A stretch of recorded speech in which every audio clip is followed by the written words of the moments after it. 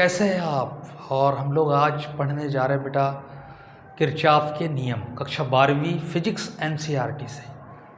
बहुत important derivation है बेटा, दोनों ही नियम बहुत इंपॉर्टेंट है। और अक्सर ये जो दो नियम है व्हीटस्टोन ब्रिज के अथवा में पूछे जाते हैं। अगर व्हीटस्टोन ब्रिज को पूछा है तो उस साल जो है किरचॉफ के नियम नहीं देता है अक्सर, और अगर व्हीटस्टोन ब्रिज नहीं आएगा तो किरचॉफ के नियम ज़रूर आएंगे, क्योंकि किरचॉफ के दोनों नियम जो है व्हीटस्टोन ब्रिज में लागू किए जाते हैं और वो उसी के सिद्धांत पे व्हीटस्टोन ब्रिज कार्य भी करता है।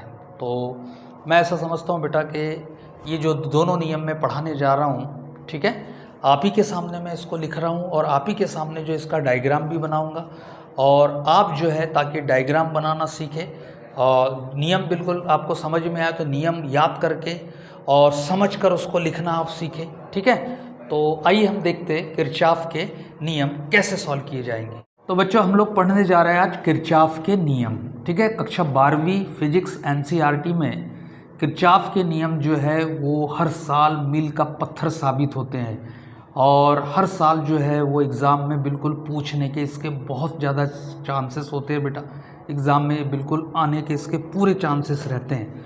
तो बिल्कुल हम इसको आसान तरीके से समझेंगे और यहाँ पर लिखेंगे भी, ठीक है बेटा।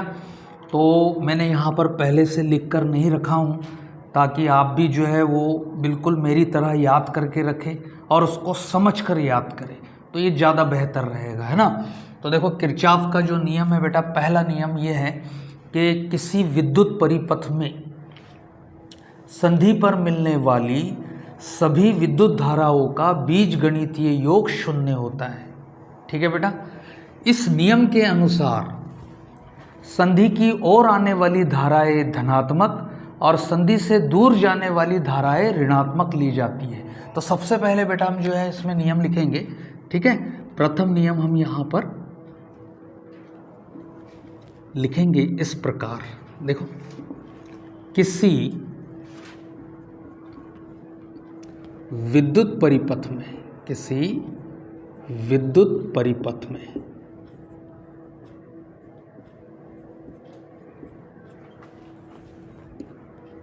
संधि पर, ठीक है,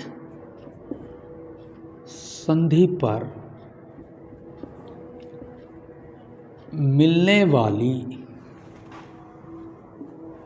बहुत आसान है बेटा नियम, मिलने वाली सभी विद्युत धाराओं का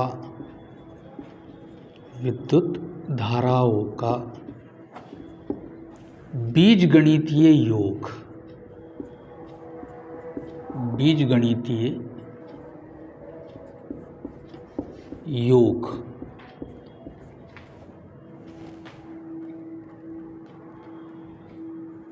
शून्य होता है।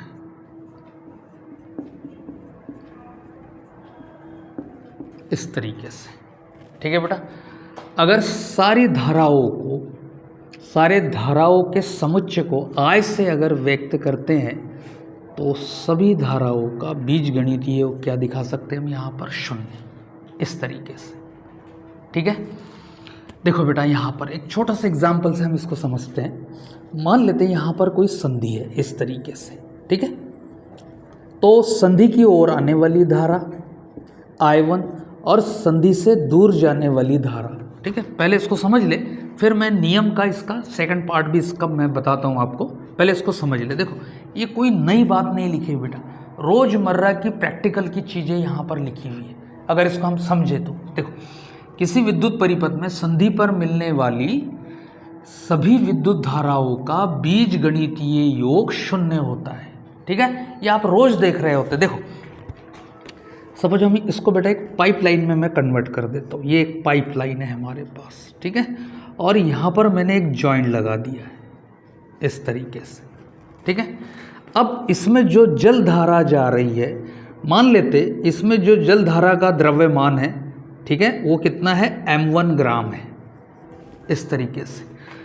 अब ये जो है ये m1 ग्राम की जल धारा यहाँ तक प्रवाहित हुई इस तरीके से, ठीक है। अब यही जल धारा जो है वो इसमें से निकलकर कहाँ प्रवाहित होगी, दूसरे पार्ट में, M2 पार्ट में, इस तरीके से, ठीक है। तो आप यहाँ देख रहे हैं कि M1 इज इक्वल टू क्या होगा, M2। जितना द्रव्यमान यहाँ प्रवाहित होगा उतना ही द्रव्यमान तो यहाँ से निकलेगा, है ना। तो यहाँ पर भी बेटा यही हो रहा होता है। देखो इसमें क्या हो रहा होता है, जितनी धारा इस संधि पर प्रवेश करेगी उतनी ही धारा इस संधि से बाहर निकलेगी। तो यहाँ क्या होता है, संधि की ओर जाने वाली धाराएं, ठीक है, या धाराओं का योग संधि से दूर जाने वाली धाराओं के योग के बराबर होता है। तो बात तो वही हुई है, क्या हुई है, जितना यहाँ पर जो है जल धारा का प्रमाण इसमें प्रवाहित होगा उतनी जल धारा तो बाहर निकलेगी। अगर आपने 1 kg या 1 लीटर पानी इसमें प्रवाहित किया है तो 1 लीटर तो निकलेगा, अंदर पाइप में जाने पर 2 लीटर तो होने वाला नहीं है, ठीक है। बस यही थीम बेटा यहाँ पर इन्होंने रखी है इस नियम में। यही नियम, यही बात जो है विद्युत धारा के लिए भी जो है वो लागू होती है। देखो यहाँ पर अब मैं यहाँ क्या करता हूँ, मान लेते वो कोई हमारे पास संधि है इस तरीके से, वो कोई संधि है हमारे पास में इस तरीके से, और इस संधि पर जो है हमने यहाँ पर विभिन्न धाराएं बना ली, ये ओ संधि है, ठीक है। तो मान लेते हैं यहाँ पर ये धारा I1 है जो संधि से दूर जा रही है, और ये जो धारा है ये I2 है, इसको संधि की ओर लेते हैं इस तरीके से, ठीक है। ये I3 है, ये संधि से दूर जा रही है। फिर इसको हम I4 ले लेते, ये संधि की ओर जा रही है। फिर ये ले लेते बेटा हम I5, ये संधि से दूर जा रही है। और ये ले लेते हम I6, ये संधि की ओर जा रही है। ऐसा मान लेते कि इस संधि O पर जो है I1, I2, I3, I4, I5, I6 इतने प्रकार की धाराओं का आवागमन चल रहा है। कुछ यहाँ पहुँच रही है और कुछ इस संधि से दूर जा रही है। तो देखो यहाँ पर नियम क्या कहता है बेटा हमारा, यहाँ पर किसी विद्युत परिपथ में संधि पर मिलने वाली सभी विद्युत धाराओं का बीजगणितीय योग 0 है, ठीक है। यानी बीजगणित शब्द, तो बीजगणित शब्द क्यों लगाया बेटा यहाँ पर, क्योंकि इस नियम के अनुसार संधि की ओर आने वाली धाराएं धनात्मक ली जाती है और संधि से दूर जाने वाली धाराएं ऋणात्मक ली जाती है, ठीक है।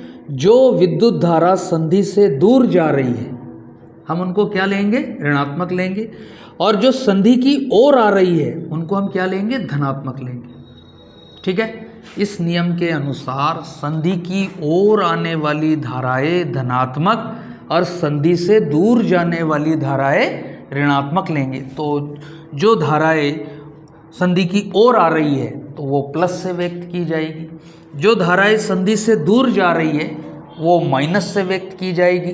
तो इस प्रकार से प्लस और माइनस के चिन्ह यहाँ पर एक साथ आने के कारण हम इसको क्या कहते हैं, बीजगणितीय योग कहते हैं। देखो तो यहाँ पर क्या कहता है ये नियम, देखो अब इस नियम के अनुसार अगर हम चल रहे होते, ठीक है, तो I1 जो है वो संधि से दूर जा रही है, तो बेटा मैं यहाँ लिख दूंगा -I1, ठीक है।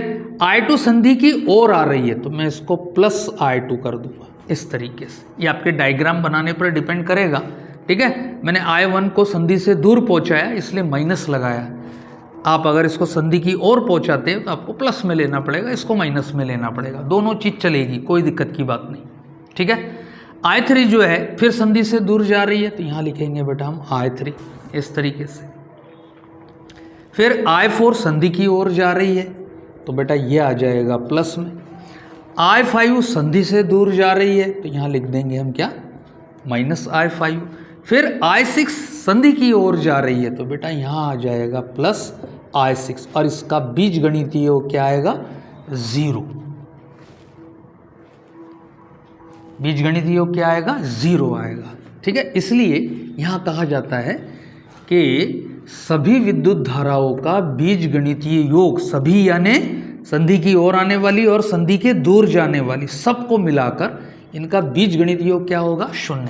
अब देखो जिनके साथ माइनस लगा है मैं इनका पक्षांतर कर देता हूँ, ठीक है। तो ये उधर जाने पर क्या हो जाएगा बेटा, अगर ये उस तरफ जाती है तो +I1 +I3 +I5, ठीक है, इज इक्वल टू, अब क्या रह गई है, प्लस I2, ठीक है, प्लस I4 और प्लस हो गया I6, ठीक है। यानी यहाँ हम एक बात और कह सकते हैं, क्या, कि संधि की ओर आने वाली धाराओं का बीजगणितीय योग संधि से दूर जाने वाली धाराओं के बीजगणितीय योग के बराबर। सॉरी, यहाँ बीजगणित नहीं आएगा, योग आएगा। हम यहाँ दिखा सकते हैं कि संधि से दूर जाने वाली धाराओं का योग संधि की ओर आने वाली धाराओं के योग के बराबर होगा। कहने का मतलब यह है बेटा, जितना आवेश, ठीक है, जितना आवेश संधि पर एकत्रित होगा उतना ही आवेश संधि से दूर जाएगा, ठीक है। यानी पहला नियम जो है ये आवेश संरक्षण के सिद्धांत पर भी आधारित है, ठीक है। तो हम यहाँ पर बेटा कह सकते हैं, क्या लिखोगे आप, कि संधि की ओर आने वाली धाराओं का योग संधि से दूर जाने वाली धाराओं के योग के बराबर होता है। और किरचॉफ का पहला नियम जो है वो आवेश संरक्षण के सिद्धांत पर आधारित होता है। ये आपको लिखना है इस प्रकार से बेटा, ये पहला नियम होगा, ठीक है। आई होप कि आपको ये समझ में आया होगा और आप जो है इसको एग्ज़ाम में बहुत अच्छे तरीके से उतार पाएंगे। अब हम बेटा इसमें दूसरा नियम देखते हैं कि दूसरा नियम क्या था। तो बेटा अब जो है वो हमने लाया है किरचॉफ का दूसरा नियम, बड़ा महत्वपूर्ण है और ज़्यादातर बच्चों को ये नियम कठिन लगता है। तो बेटा ये बहुत इजी है, ठीक है। दोनों नियम हमको अच्छे तरीके से अगर आ गए तो फिर हम जो है व्हीटस्टोन ब्रिज जो है वो बहुत अच्छे से तैयार कर सकते हैं, ठीक है। देखो दूसरा नियम क्या होता है, तो बेटा मैं यहाँ लिखूँगा, किसी बंद विद्युत परिपथ में, किसी बंद विद्युत परिपथ में परिपथ के विभिन्न भागों में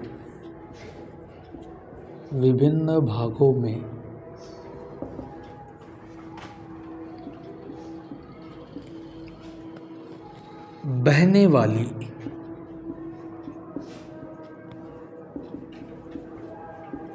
विद्युत धाराओं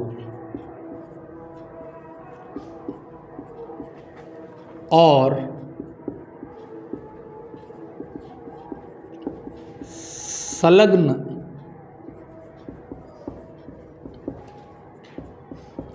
प्रतिरोधों का गुणनफल का बीजगणितीय योग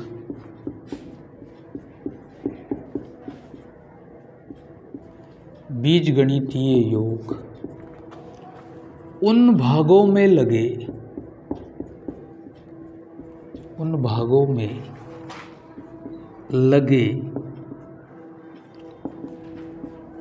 विद्युत वाहक बलों के बीजगणितीय योग के बीजगणितीय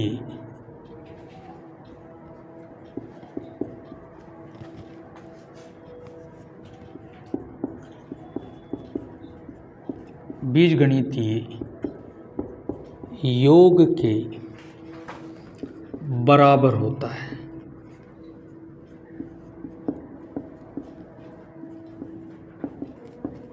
इस तरीके से, ठीक है।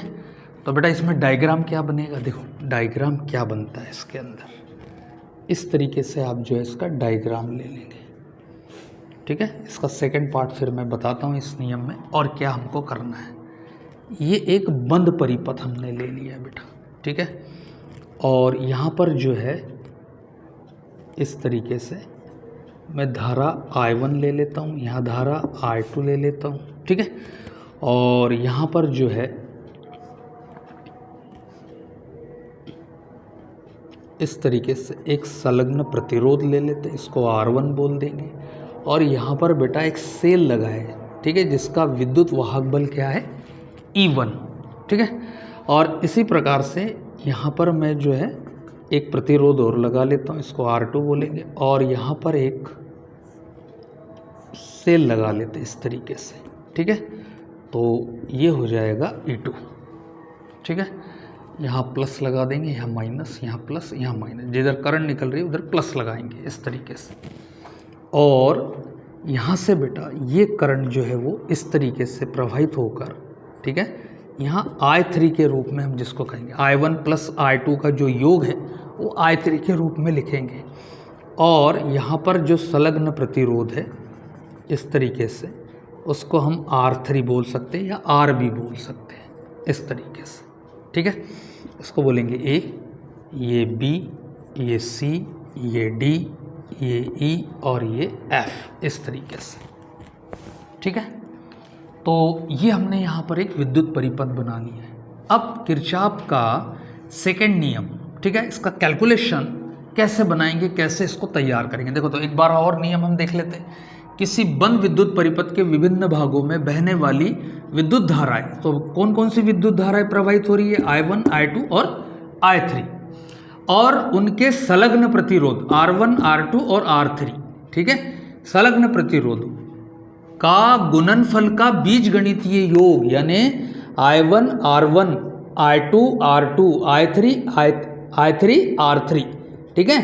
तो इसको कह रहा है कि धारा और संलग्न प्रतिरोध का गुणनफल का बीजगणितीय योग, ठीक है, किसके बराबर होगा, उन भागों में लगे विवा बल, जो सेल है, ठीक है, सेल का जो यहाँ पर विवा बल दिया रहेगा, अलग अलग प्रकार के सेल जोड़े गए इसमें, इन सेलों का जो विवा बल रहेगा उन विवा विद्युत वाहक बलों के बीजगणितीय योग के बराबर होगा। इस नियम के अनुसार बेटा ये लाइन आपको फिर लिखना पड़ेगा, ठीक है। इस नियम के अनुसार मुख्य धारा का एक चक्र पूरा करने के पश्चात, ठीक है, मुख्य धारा की दिशा में आने वाली धारा और विद्युत वाहक बल धनात्मक लिए जाएंगे और मुख्य धारा के विपरीत दिशा में आने वाली धारा और संलग्न प्रतिरोध और विद्युत वाहक बल, संलग्न प्रतिरोध तो इसमें इन्वॉल्व होगा बेटा, ठीक है, विद्युत धारा और विद्युत वाहक बल ऋणात्मक लिए जाएंगे, ठीक है। तो आपको एक चक्र पूरा करना पड़ेगा और फिर B से स्टार्ट करना पड़ेगा। अगर मेरी उंगली या इस पेन को अगर हम मुख्य धारा समझ रहे तो ये एक चक्र पूरा करने के बाद ये वापस कहाँ आ गया, B पर आ गया। और जब ये जो पेन है ये मुख्य धारा है, तो मुख्य धारा की दिशा में देखो, धारा की दिशा और, ठीक है, यहाँ धारा की दिशा I1 और ये पेन की दिशा जो मुख्य धारा है किधर है, एक ही ओर है, एक ही दिशा में है, ठीक है। तो जब ये क्या लिए जाएंगे, धनात्मक लिए जाएंगे। और जब ये विपरीत दिशा में है, देखो यहाँ पर अब धारा यहाँ प्रवेश करेगी मुख्य धारा, तो I2 और E2 क्या लिए जाएंगे, ऋणात्मक लिए जाएंगे। तो ऐसा करके बेटा हम इसका समीकरण बनाएंगे। तो सबसे पहले लेंगे हम बंद परिपथ, बंद जाल भी कहा जाता है इसको, बंद परिपथ A B C D A। तो यहाँ आ जाएगा A B C D A इस तरीके से, ठीक है। अब यहाँ इक्वेशन बनाने जा रहे हैं बेटा हम लोग, देखो कैसे बनाएंगे। तो मैं यहाँ क्या करता हूँ, I1 R1 लिख लेता हूँ, फिर इस बंद परिपथ में दूसरा क्या है, I2 R2 लिख लेता हूँ, ठीक है। धारा संलग्न प्रतिरोध का गुणनफल, धारा और संलग्न प्रतिरोध का गुणनफल बराबर से उन भागों में लगे विद्युत वाहक बलों के बीजगणितीय योग के बराबर रहेगा। तो मैं यहाँ लगा लेता हूँ E1 और यहाँ लगा लेता हूँ बेटा E2 इस तरीके से, ठीक है।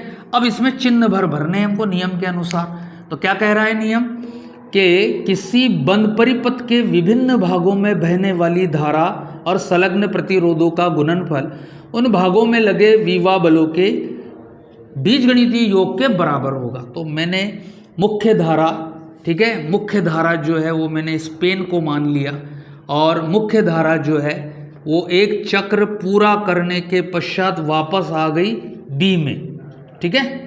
अब B से ये स्टार्ट हो रही है और ये चल पड़ी है अब किधर, इस तरफ। तो अब हम ये कहेंगे कि मुख्य धारा की दिशा में आने वाली धारा है, ये जो है एरो लगा हुआ है, तो मुख्य धारा की दिशा भी उधर ही जा रही है और धारा I1 भी उधर ही प्रवाहित हो रही है। तो ऐसी कंडीशन में I1 और E1 धनात्मक लिए जाएंगे। तो बेटा यहाँ पर जो है प्लस आएगा और यहाँ पर भी प्लस आएगा, ठीक है। अब मुख्य धारा जो है ठीक है। मुख्य धारा जो है अब वो ये प्रवेश कर रही है, आ गई है ए पर, ए से अब आ गई है डी पर, और डी से अब प्रवेश करेगी इस जाल में अंदर के तरफ। तो अब देखो मुख्य धारा की दिशा और I2 की दिशा क्या हो गई, विपरीत हो गई। तो I2 और R2 का गुणनफल ऋणात्मक हो जाएगा, तो यहाँ लग जाएगा बेटा क्या, माइनस। मुख्य धारा की दिशा में E2 भी क्या आ गया है, विपरीत दिशा में आ रहा है, तो यहाँ क्या लग जाएगा, माइनस। मैं ये प्लस के चिन्ह हटा देता हूँ यहाँ से। तो ये बन गया आपका इक्वेशन नंबर 1 इस तरीके से। अब बेटा हम लेते हैं दूसरा बंद परिपथ। बंद परिपथ कौन सा ले रहा हूँ मैं अब, D C F E D, ठीक है, डी सी एफ ई और यहाँ लगा दूंगा मैं डी, ठीक है, ये वाला बंद परिपथ। अब इस बंद परिपथ का एक पूरा चक्र कंप्लीट करने के पश्चात, ठीक है, इस तरीके से देखो एक चक्र पूरा कंप्लीट कर दिया, यहाँ से सी से स्टार्ट करके डी पर, फिर ई पर, फिर एफ पर, फिर सी पर, अब ये आ गए, एक चक्र पूरा हो गया।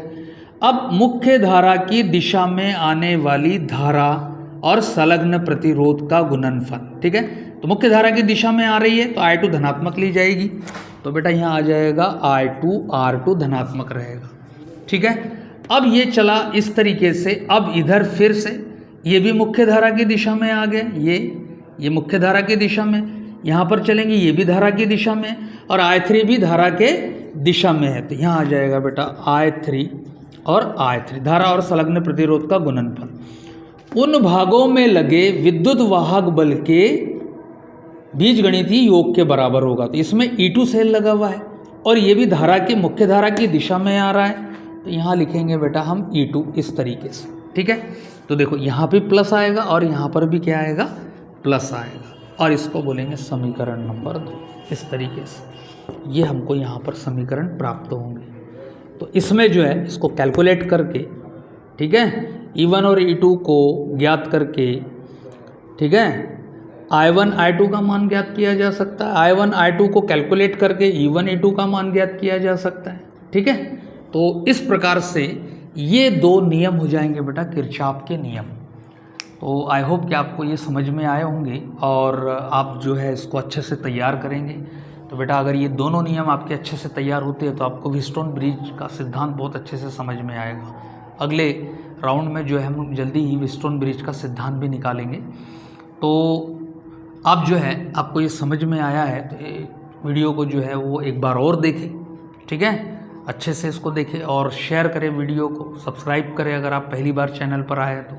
और मैं ऐसा समझता हूँ बेटा कि मैंने इसको बहुत सरल भाषा में और आसान तरीके से समझाने की कोशिश की है और आप लोग जो है इसको बहुत अच्छे से समझकर तैयार करेंगे। ओके बेटा, जय हिंद।